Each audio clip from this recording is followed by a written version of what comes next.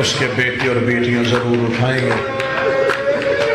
ہم تو صرف رونے کے لیے آئے ہیں اور نسل رونے کے لیے ہی قائم ہے، ہم رونے کے لیے زندہ ہیں۔ سادات و غیر سادات، بڑی قریب سے شہادت شروع کرنے لگا ہوں، دور سے نہیں قریب سے۔ قبر رسول پہ قرآن پڑھ رہا تھا جب ہاتھوں میں رسیاں آ گئی۔ میرے امام موسی کاظم قبر رسول پہ بیٹھے تلاوت قرآن کر رہے تھے جب ایک سپاہیوں کا لشکر روضہ رسول میں داخل ہوا۔ انہوں نے قرآن والے ہاتھوں میں رسیاں پہنانی شروع کر دی۔ رسیاں پہنانے کے بعد انہوں نے امام کے ہاتھوں سے قرآن اٹھا کے رکھا، رکھے گا کہ اٹھ محمد کا بیٹا، ہم تجھے قید کریں۔ اگر ذہنوں میں تصویر بن گئی تو اتنا ماتم کرو گے جتنا حق بنتا ہے۔ امام اٹھ کے کھڑے ہوئے، امام نے اٹھ کے کھڑے ہونے کے بعد کہا مجھے خبر ہے تم نے مجھے قید کرنا ہے، اس لیے میں گھر سے نکل کے قبر رسول پہ آ گیا تھا، مجھے خبر تھی تم مجھے گرفتار کرنے آ رہے، اس لیے میں نانے کی قبر پہ آ گیا تھا۔ ایک سپاہی آگے بڑھ کے تھا تجھے خبر تھی تو گھر میں کیوں نہیں رہا، تو باہر کیوں آ گیا؟ جو امام نے جملہ دیا گھر میں بھی یاد آئے تو رونا۔ امام رو کہتے ہم سے روز روز دروازے جلوائے نہیں جاتے، ہم سے روز روز گھروں کو آگ نہیں لگوائی جاتی، اور میری بیٹیاں میرے گھر میں ہیں، میں گھر میں ہوتا تو میرے گھر آ جا۔ اللہ ابھی تو ہم سے ماں کے دروازے کی آگ نہیں بھولی۔ 3 دفعہ آگ لگائی ہے مسلمانوں نے زہرا کے گھر کو، ایک دفعہ سیدہ کے دور میں، ایک دفعہ امام جعفر صادق کے دور میں، اور پھر شام میں غریبہ علی کی بیٹی کے خیمے۔ امام نے فرمایا میں اس لیے آ گیا تھا ہم سے روز روز گھر جلوائے نہیں جاتا۔ اگلی سطر بھی مصیبت کا پہاڑ ہے اگر تم برداشت کر سکو۔ امام نے فرمایا تم نے مجھے گرفتار کرنا ہے، میں تمہارے ساتھ جانے کے لیے تیار ہوں، اتنی اجازت دو میں گھر جا کے اپنی بیٹیوں سے ملاؤں۔ اگلی سطر پڑھوں گا تو بے ساختہ ہائے نکلے گی جو مصائب کی سطر ہے۔ ایک کمینہ آگے بڑھ گیا تھا کون ضمانت دیتا ہے کہ تو واپس آ گیا؟ قبر محمد پہ محمد کے بیٹے سے ضمانت مانگی گئی۔ امام موسیٰ کاظم نے دائیں دیکھا، دائیں والے مسلمان اٹھ کے چلے گئے، بائیں دیکھا، بائیں والے مسلمان اٹھ کے چلے گئے۔ وہ سید بیٹھا مجھے جملہ معاف کرے، سامنے ایک یہودی کی دکان تھی، وہ دوڑتا ہوا آیا اور آگے کھڑا ہو گیا، اسے جانے دو میں ضمانت دیتا ہوں، جب تک یہ واپس نہیں آئے گا مجھے رسیاں پہنا دو۔ اتنا جملہ کہنا تھا، امام نے اس کا چہرہ دیکھا، امام رو کے کہتے تو یہودی ہے، تو نے میری ضمانت کیسے دی؟ رو کے کہتا اتنے سال ہو گئے مجھے مدینے میں دکان کرتے، مجھے آج پتا چلا تیری بیٹیاں بھی ہیں، میں نے آج تک تیرے گھر سے کسی مستور کی تلاوت کی آواز مجھے آج پتا چلا تیری بیٹیاں بھی ہیں۔ امام نے کہا میری ایک نہیں میری 17 بیٹی۔ امام کو مدینہ سے قید کر کے بغداد کی طرف لے جائے، پوری ذمہ داری سے مصائب پڑھنے لگا۔ 14 سال کی قید امام کی، 13 سال بغداد میں رہے، 1 سال بصرے میں رہے۔ یہ امام کو مدینے سے سیدھا بغداد نہیں لے کے گئے، جب مدینے سے نکلے انہوں نے لشکر کو 2 حصوں میں تقسیم کر دیا، آدھا لشکر بغداد کی طرف، آدھا بصرے کی طرف، تاکہ لوگوں کو پتہ نہ چلے کہ امام کس کے ساتھ ہے، کہیں رستے میں کوئی آل محمد کے چاہنے والے امام کو آزاد نہ کروا لیں۔ ایک لشکر بغداد کی طرف چل پڑا، آدھا لشکر بصرہ کی طرف چل پڑا۔ امام جس لشکر کے پاس تھے وہ بصرہ کی طرف روانہ ہوا۔ جملہ چھپا بھی نہیں سکتا، چھوڑ بھی نہیں سکتا، برداشت کی منت کروں گا، برداشت ضرور کر لینا، پوری ذمہ داری کے ساتھ کہنے لگا ہوں۔ انہوں نے امام کو جب بصرے کی طرف لے کے گئے، یہ گھوڑے پہ بٹھا کے نہیں لے کے گئے، یہ پیدل چلا کے نہیں لے کے گئے۔ غلط پڑھوں نبی کی بیٹی کا مجرم بنوں، کتابیں کہتی ہیں اس نے زہرا کے بیٹے کو اونٹ کی پشت کے ساتھ رسیوں سے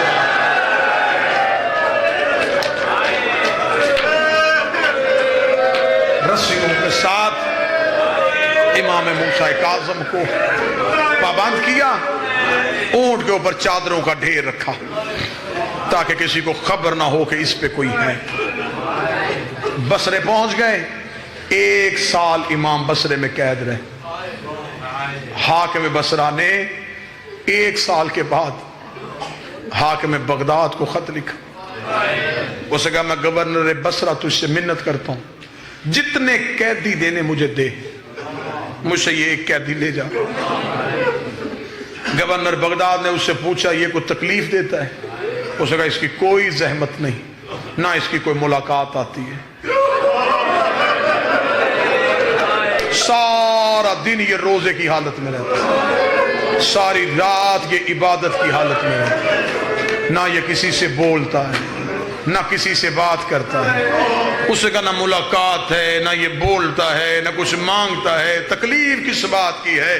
سید مجھے معاف کر دینا۔ گورنر بصرہ نے کہا شام کا وقت ہوتا ہے، یہ جیل کی سلاخوں پہ سر مار کے کہا ہائے شام، ہائے شام، اللہ جانے شام نے اس کا کیا نقصان کیا ہے۔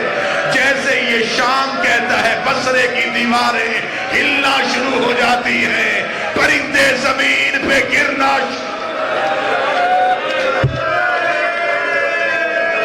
اس کی ہائے شام کی صدا آتی ہے، ماؤں کی گود میں بچے بھی رونا شروع کر دیتے، اسے لے جا۔ 1 سال کے بعد امام کو بصرہ سے بغداد لایا۔ یہ شہادتیں وہ ہیں جس میں درد کھول کے بیان نہیں کیے جاتے۔ امام کو بغداد لے کے آئے۔ آپ کو ذاکرین سناتے ہیں کہ ایک تنگ طریق قید خانہ تھا، اس میں امام موسیٰ کاظم کو رکھا گیا۔ کاظمی سید کو بیٹھا ہو مجھے جملہ معاف کر دے، امام موسیٰ کاظم کی اولاد بیٹھا ہو مجھے جملہ معاف کر دے، غلط پڑھوں عباس مجھے سزا دے، اس سے بڑی بددعا تو نہیں دے سکتا۔ اتنی بڑی بددعا صرف تیرے آنسو کے لیے دی ہے کہ تو شک نہ کرے اور رو پڑے۔ امام کو قید خانے میں کمرے میں نہیں رکھا گیا، انہوں نے زندان کے اندر ایک کنواں کھودا،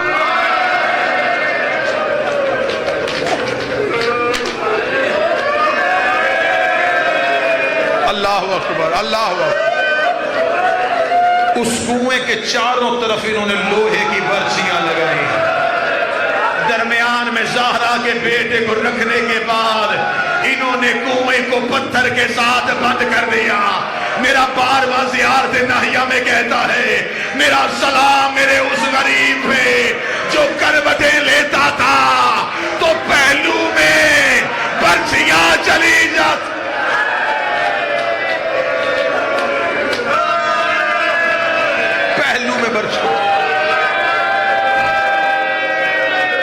تنگ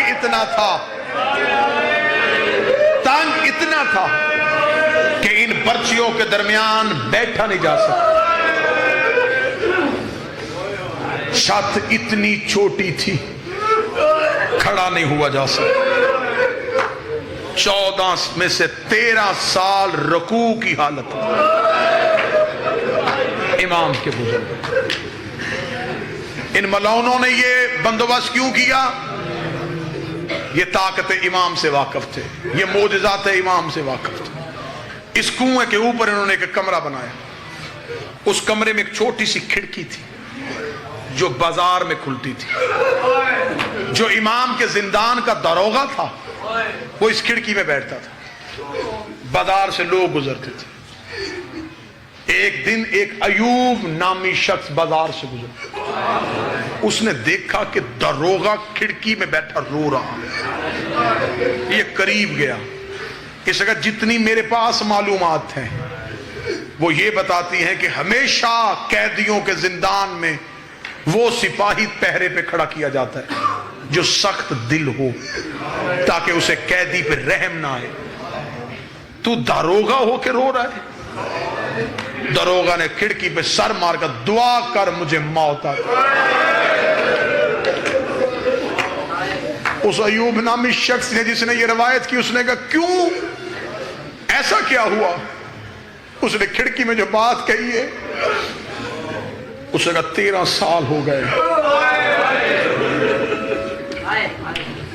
اس زندان میں ایک قیدی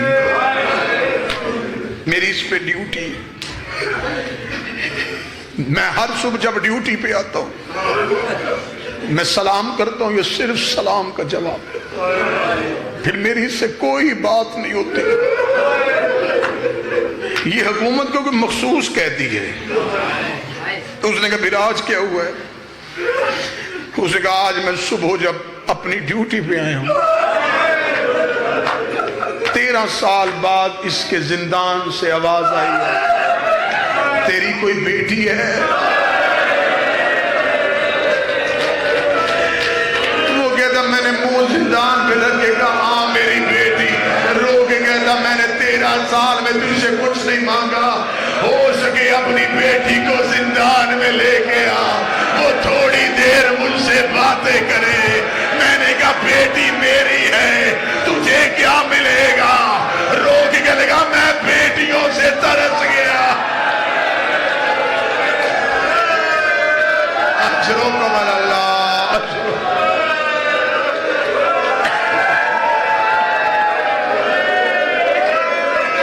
بی بی ماتم قبول کرے علی کی بیٹیوں، میں ترس گیا، میں ترس گیا ہوں کہ کوئی بیٹی مجھ سے بات کرے۔ اس شخص کی آواز آئی، حالات بتاتے ہیں یہ قیدی عجیب ہے، میں اس شہر بغداد میں مسافر ہوں، اس قیدی سے کہے میرے حق میں ایک دعا کر دے، میں اس کی رہائی کا بندوبست کرتا ہوں۔ اس نے کہا ایوب کیا دعا تیری؟ اس نے کہا قیدی سے کہے میری ایک کام میں رکاوٹ تھی، وہ کام ہو چکا ہے، دعا کر میں جلدی مدینے چلا جاؤں۔ کس سے ملنا ہے؟ وہ کہتا وہاں میرا امام موسیٰ کاظم، اس سے کہ دعا کر میری امام سے ملاقات ہو جائے۔ اتنا کہنا تھا یا زندان سے موسیٰ کاظم کی آواز آئی ایوب کل تیری دعا قبول ہو جائے گی، ایک کام تو بھی کرنا، زندان میں ایک کفن کا ٹکڑا لے کے آنا۔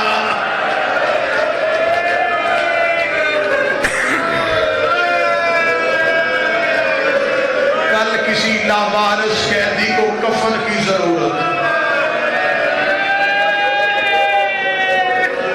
24 اور 25 رجب کی درمیانی شب تھی، مولا کے زندان کا دروغہ کہتا ہے آدھی رات کے وقت مجھے موسیٰ کاظم کی آواز آئی، دیکھ ہم مخلوق پہ ظلم نہیں کرتے، ہم کسی کا حق غصب نہیں کرتے، میں تجھ سے یہ نہیں کہوں گا دروازہ کھول اور مجھے آزاد کر، میں تیری عزت کا وارث ہوں، میں تھوڑی دیر بیٹیوں سے ملنے جاؤں۔ دروغہ کہتا میری دیکھتے دیکھتے امام میری نظروں سے اوچھل ہو گیا۔ اب جب ماتم کرنے کے لیے آئے ادھر مدینے میں حالات کیا ہیں؟ 17 کی 17 بیٹیاں ریت پہ سوئی ہوئی تھی، نماز شب کے لیے اٹھی ہے رضا کی ماں، یا بی بی کو صحن میں کسی کی کڑیوں کی آواز آئی ہے، بی بی تڑپ کے کہتی اگر یہ سمجھ کے آیا ہے کہ اس گھر میں مرد کوئی نہیں ہے تو یہ جان لینا ہم اہل بیت نبوت ہیں۔ آواز آئی رضا کی ماں پہچان میں اسیر بغداد ہوں، بغداد کے قیدی کا نام آنا تھا، مجھے نہیں پتا کون بندہ ماتم کرے گا، کوئی سید بیٹھا مجھے معاف کر دینا۔ رضا کی ماں نے دونوں ہاتھ موسیٰ کاظم کے قدموں میں رکھے، رو کری مجھے صرف اتنا بتا رہنے آیا ہے یا ملنے آیا ہے؟ امام کی آواز آئی زہر مل گئی میری آخری رات ہے، رو کے کہتی میں منت کرتی ہوں پھر بیٹیوں کو دیکھ لے جگانا نا۔ امام کی آواز آئی ملنے کیوں نہیں دیتی؟ رو کہتی کتنے سال ہو گئے تجھے قید میں؟ فرمایا 14۔ فرمایا 14 سالوں میں 28 عیدیں تیری بیٹیوں نے دروازے پہ گزاری ہے۔ رو رو کے کہتی ہے اماں ہر کسی کا باپ آ گیا، ہمارا بابا نہیں۔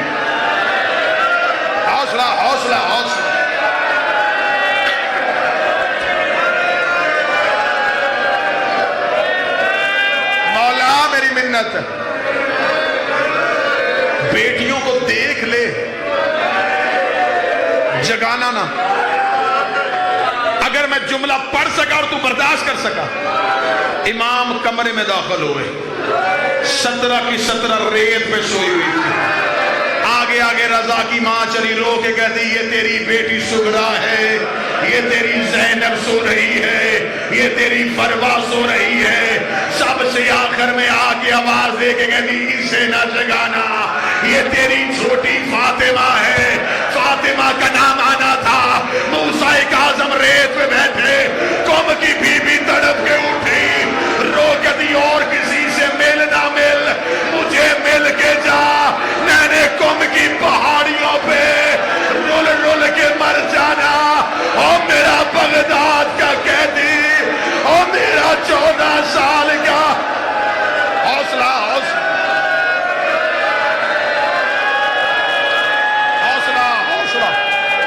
مالک پرزا قبول کر، محمد کی بیٹیاں گریہ قبول کر، دستار امامت امام رضا کے حوالے کیا۔ امام واپس زندان میں پہنچے، امام کا واپس زندان میں آنا تھا، کمینے نے سپاہی سے کہا زہر دیے ہوئے دن زیادہ ہو گئے، دیکھ موسیٰ کاظم کس حالت میں ہے۔ کمینے نے زندان میں اتر کے کہا وہ تو ابھی تک رکوع میں ہے، میں غلط پڑھوں بی بی مجھے جملہ معاف نہ کرے، سید و آخری جملہ پڑھنے لگا ہو، مجھے جملہ معاف کر دینا۔ اس ملعون نے کہا اگر آج رات شیعوں کا امام شہید نہ ہوا، میں صبح کو تمہیں کوئی انعام نہیں دوں گا۔ اس بے غیرت کو انعام کا لالچ تھا، نام اس کا سندی ملعون تھا، یہ لوہے کا تعزیہ نہ لے کے زندان میں چلا گیا۔ اس نے امام پہ تعزیانوں کی بارش شروع کی، باہر سے دوسرے کی آواز آئی چھوڑ دے، قالوا ان للہ و انا الیہ راجعون۔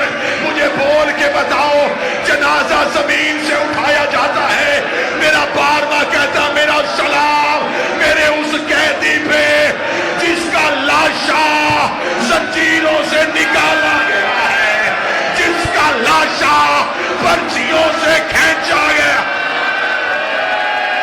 حوصلہ حوصلہ حوصلہ، میرا سلام اس امام پہ جس کے جسم کے ٹکڑے لوہے کی پرچیوں سے کھینچے گئے ہیں۔ مجھے بتاؤ جنازہ کس پہ رکھا جاتا ہے؟ چار پائی پہ